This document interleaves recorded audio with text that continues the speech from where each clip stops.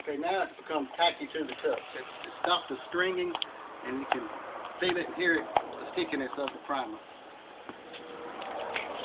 On your 3-inch tape, very important to start it as straight as you can, because you will not be able to move this very much at all without creating wrinkles as you go down your line. So we're going to start it right here, lay it down. You can see how I've got the tape sitting on the edge of the liner right here. We want to try to keep that as straight as possible when we're doing it. So we'll pull out a little bit, put a little bit down, do a little bit more, line it back up, still straight.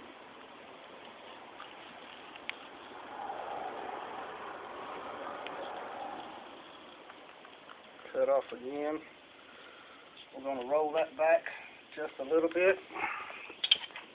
We're going to wet our scissors. Take it easy, it's kind of nasty, I know. You didn't.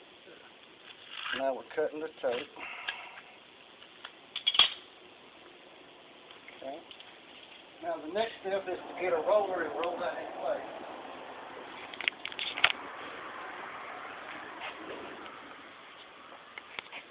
Where's my roller at? Get a pole. Okay, we've got our tape down. Now we're rolling it in place to make sure we get a good bond on the bottom panel.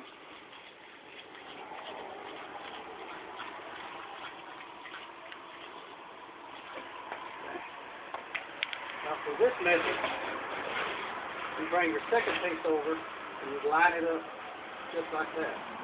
But before we can install it, we have to prime this side also.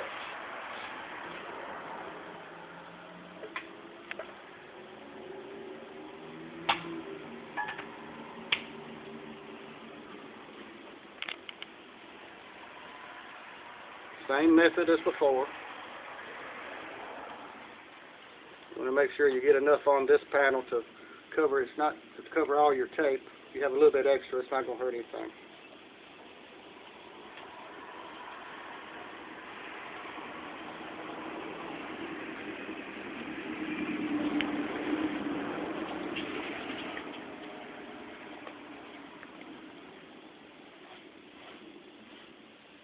We're going to wait for that to set up, just like we did the other.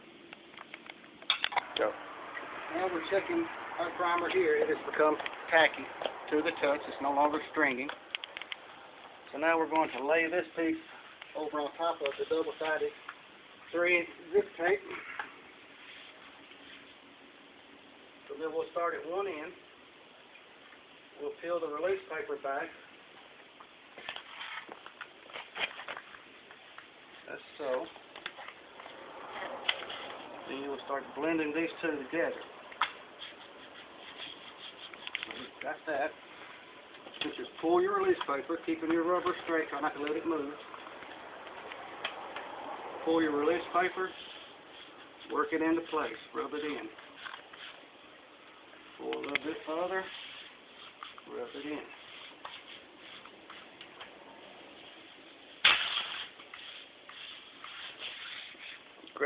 Grab the roller again. Finish rolling this seam out.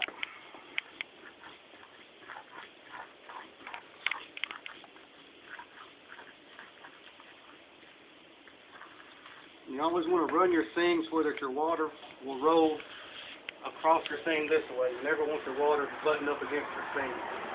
Do it like you would like you lay shingles, just one on top of the other when you're doing separate panels, several panels together.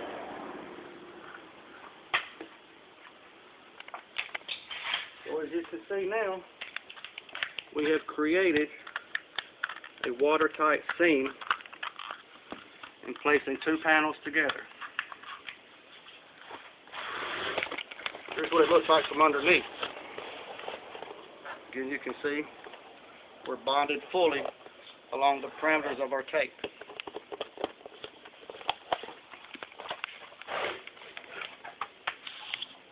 Now next we're going to do a 6-inch seam over the top of this one.